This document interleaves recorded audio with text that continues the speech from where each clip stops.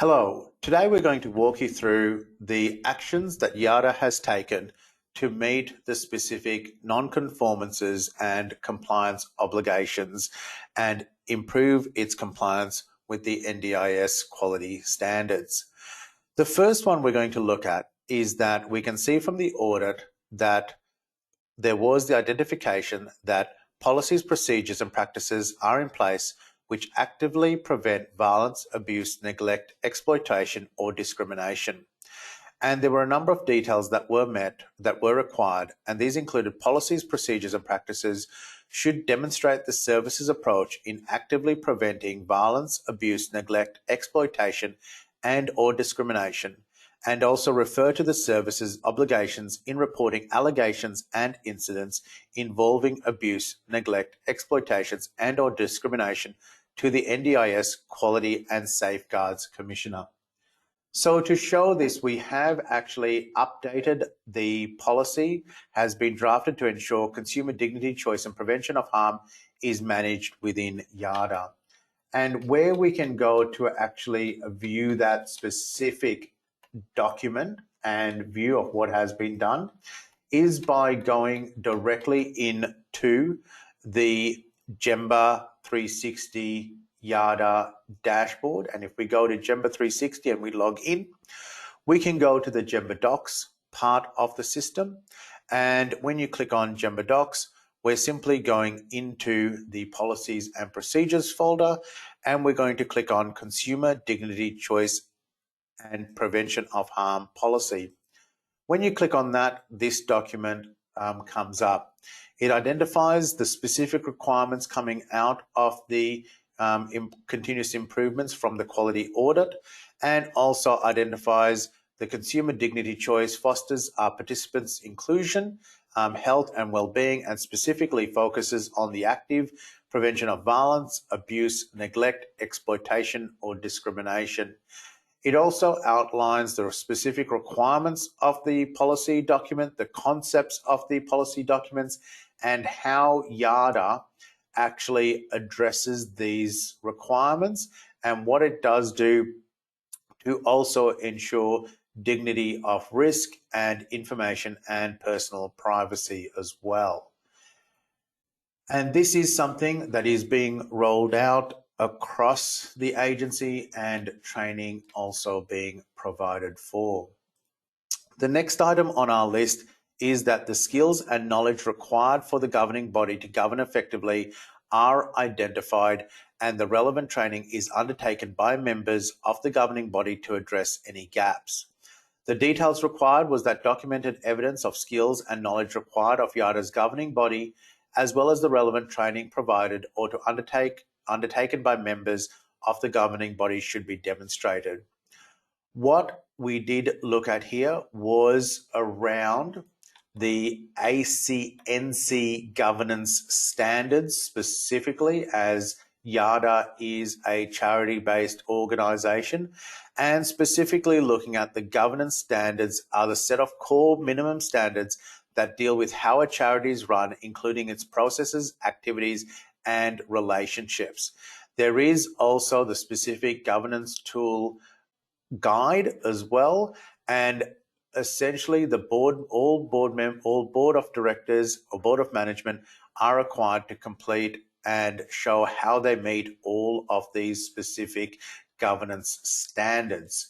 In addition to that as well, we also have noted the training required for NDIS workers as well too, and board members, while they may not provide NDIS services, they need to demonstrate their awareness of key training for NDIS workers being in the sector that they are required to show their compliance with. So what we have done at YADA was to, if I go back to the YADA's Gemba 360 quality dashboard, is to look at the HR module now. And in the HR module, what each board member does have under their profile, if I go into and I click on this profile, under qualifications, what is required to be shown under the selected skill set is that they can actually demonstrate each of the requirements under the specific standards of how they're meeting those, as well as their awareness of specific NDIS quality standards training that they also need to meet as well too. And as the coordinator of YADA has also pointed out under this, that all directors are required to provide skills assessment under the ACNC governance standards to demonstrate that they can meet those requirements, and general information for workers under the NDIS worker standards training with the NDIS. This is managed yearly and tabled at the board meeting, and also under this evidence will be reported in the annual general meeting to members, and this will be commencing from January 2022 and is now underway. The next item that was listed under the audit continuous improvement area for conformance to address the non-conformance area was the 2.3.2. The provider's quality management system has a documented program of internal audits relevant, proportionate to the size and scale of the provider and the scope and complexity of the supports it delivers. And what was required was a documented program of internal audits should be developed and implemented. In this case, what YADA has done is now put up an audit schedule. This is listed in the GEMBA docs. This is directly linked to the core module areas of the NDIS quality standards. This now includes a board report form as well that is issued to assess each of the areas. These are spread over an initial 2-year period and are done monthly, commencing in January each year. The findings of these are reviewed by the board and actions undertaken where necessary. In this circumstance, Buffy is listed as the operational coordinator, and the chair of the board committee, Jenny, is also viewed as the position responsible for ensuring that these audits get done, and the board reviews these from time to time. So where we can go to actually find this information, if we go back to the YADA Quality Management Dashboard, we can click on the GEMBA docs. We now have a folder called Internal Audit, and if we go into the audit schedule, and I'm clicking on this as we go through, you can see that we've got the internal audit schedule, and if I click on this, the internal audit schedule comes up and appears, and it provides exactly what we just went through before. In addition to that, the internal audit column shows the areas that YADA is auditing. The core standards show what is being covered as part of that audit, and the year shows when it is being done. This is then matched to the core modules in the respective areas to ensure evidence is being cited to have these actioned in a timely manner. These reports are being provided to the Board of Management to review to ensure that they have clear oversight of these, and these are an internal audit reflected in the GEMBA 360 calendar dashboard. And I'll show you what that looks like after this. Essentially, you've got your internal audit areas matched to your core standards, and year 1, which commences on January 2022, and it breaks it down into each of the specific areas, and also the core areas are identified. Now, as part of this, when we go down to the internal schedule audit areas, what we also have listed is the specific areas that we are focusing on. So is it, when we look at person-centered supports, what we're looking at here is there evidence provided that we can actually cite as part of this internal audit? And if we go into privacy and dignity, for example, the same thing occurs. So each one of these sections are now broken down month by month, and this information is then circulated back to the board. Now, how that is circulated back to the board, if we go back, when we're completing the audit, the internal audit Board of Management report is used.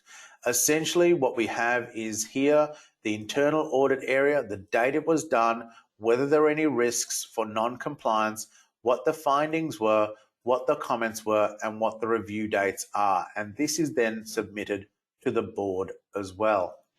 Now, what we do also have as part of this is the specific compliance calendar entries. And if we go back to our internal report document, then we can look at that some of these are listed as year one, etc. And there are specific action items that need to come out of these. So how this is now being set up to ensure that it gets done and the compliancy obligations are met is that when you go back to the main dashboard and click on the compliance calendar, what comes up is this section here. If we go into January, and I'm going to select 2022, we can see that there are 2 items listed down the bottom. And how this works is that we've got the activity that says internal audit, advocacy, and that's the first item that we have under our internal audit schedule. It commences in January. It's due by the end of January. The reminder is being sent to the coordinator. And if it's not actioned a week before the due date, being this date here, and marked as completed, then it will escalate up to the president of YADA. Essentially, people can go in and actually mark that it's been completed or whether it's in progress, and footprints get left behind. If we wanted to run a full report across our internal audit and see our entire audit schedule, then we can go to filter calendar, click on internal audit, and click on search. And this will then come up as part of our full internal audit schedule, and reminders and activities are being sent out across the board. So that is how we meet that specific requirement. Now, moving on to 2.3.3, what this asks is the provider's quality management system supports continuous improvement using outcomes, risk-related data, evidence-informed practice, and feedback from participants and workers. And the requirement is that it links evidence between the GEMBA dashboard's quality management system and other evidence associated with outcomes, risk-related data, evidence informed from feedback of participants as well. Now, what we have here is that staff are being trained on using the incident reporting system in YADA, feedback form, and can be linked to the general documentation and internal audits. So let's see how we can actually link all of these things together and use them concurrently. So when we go back to the GEMBA dashboard, first of all, we have the feedback and complaints form down the bottom here. And on the bottom left-hand corner, you can see it pop up now. Here it is here. And we've put one item in here. And here is the feedback and complaints form. And this is one that we've just loaded in. What we do have is under the risk management section, and I'll show you how all of these join together in a minute, is that we can go in and complete an incident form. And the incident form that we raise here actually has all of the reportable incidents required under the NDIS, under the specific categories, and we'll cover those off in one of the next non-conformance items that we need to address. But this is where this is here. And also, everything that is being done is audited. Now, just before we did see the compliance calendar and the internal audits, and I've showed you the GEMBA docs. Now, if we wanted to link all of these together, let's say we had a feedback from a participant, we can go into this document under the incident, and we're addressing an incident that's occurred, and this is just a test document. So what I'm going to do is actually look at the evidence folder, and you can see here that I've got 2 pieces of evidence already listed. And if I click on this, then what I can see is that I have linked the internal audit schedule that was done, and it's got today's date and time on it. And also, I've also linked my internal audit schedule around advocacy. So let's see how this was actually done. So I can actually go into click here to attach a file. I can go to an existing GembaDocs file that I've shown you before. Here is my audit schedule, and I can select this as well too. In this case, I'm going to select the internal audit report for the board. And if I click on add file, then here it is here. It's now linked here, and the date and the time when this was done. If I wanted to add in, let's say, my calendar items, I can then also link my calendar items to this. And in this case, I'm going to go to, for example, I'm going to look at my November items because that's where I'm at. And here it is here. I've got one that I've just listed in as an example. So again, I can actually link the calendar items. The same thing can be done for the feedback forms. If I click on standard forms, and I can now link a feedback form. And the really powerful thing around this is that when we look at an incident form, we can look at linking it to a feedback from a participant. We can link it to an internal audit that we've got, and we can also link it back to a specific document that's listed in GembaDocs and review these all together as well too. So within this is how we can actually meet all of these requirements under this specific section as well. Now, the other couple of items that we are going to tick off is firstly around, if we go back to our audit report that we need to action, is 2.4.1. Each participant's consent is obtained to collect, use, and retain their information or to disclose their other information to other parties, including details of the purpose of collection, use, and disclosure. And what is required here is that the organization should extend its privacy policy and confidentiality policy to include disclosure and consent, and implement processes to collect consent and to share information to other parties. So what we have done here is actually update the privacy policy. And if we go back to our GembaDocs to see where this is actually located, then in the GembaDocs, I can go in and I am now going to bring up the privacy policy. And quite simply, I can click on privacy and confidentiality policy. And what comes up here, here it is here, is the privacy and confidentiality policy. And it talks about each of these. We've actioned them by showing exactly what the audit has recommended and what YADA is doing for it. And this includes the definitions, the scope, extending the details of exactly following the specific requirements to demonstrate the fact that the organization extends the privacy and confidentiality policy and also implements a collection of consent from a participant as well. And so where we can find those is under the Policy and Procedures Register. And if I wanted to have a look at the updated participation and consent form, then I have that information on here.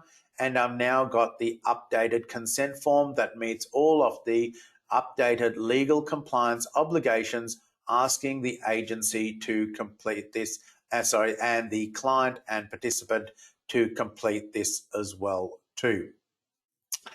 The other item that we also now look at is around the 2.6.1, which is the incident management system. And what was asked here is that an incident management system is maintained that is relevant and proportionate to the scope and complexity of supports delivered and the size and scale of the organization. The system complies with the requirements under the National Disability Insurance Scheme Incident Management and Reportable Incidents Rules 2018. And YADA is required to demonstrate its system for complying with the requirements identified under the National Disability Insurance Scheme Incident Management Report Rules. So what we have done here is reviewed the NDIS Insurance Scheme Incident Management Report Rules. And as part of this, bringing this up specifically, looking at the incident management and reportable incident requirements and looking at specifically what is the specific items that need to be reported on. And we can see those listed. So what YADA has specifically added to its incident management report system. If we go back to the quality management report, when we go into risk management, under incident management report, and if I click on add a new entry, it comes up with the specific reportable incidents that need to happen. And in this case, it also gets reported to the YADA Board of Management. So people, that every time you complete an incident report, personnel at YADA must select one of these as it is a required field. And if all do not apply, then they can select all do not apply as well too. And that meets that specific requirement as well. Now, the last one that we have to show on is under 2.7.4, a system to identify, plan, facilitate, and record and evaluate the effectiveness of training and education for workers is in place to ensure that workers meet the needs of the participant, and the system identifies training that is mandatory and includes training in relation to staff obligations under the NDIS practice standards and other NDIS disability insurance scheme works. So what YADA has looked at is the specific requirements, again, to make sure that it complies with the NDIS under the training for NDIS workers as well too, and looked at the specific modules that are also available online as well too, keeping all of those requirements that are there. When they've done that, if we go back to the HR module and click on that, all staff that work at NDIS, whether they're volunteers or the likes, are required to go into their HR module. We have essentially these listed and the specific training listed covering infection and prevention, new worker induction, worker orientation, and worker screening as well too.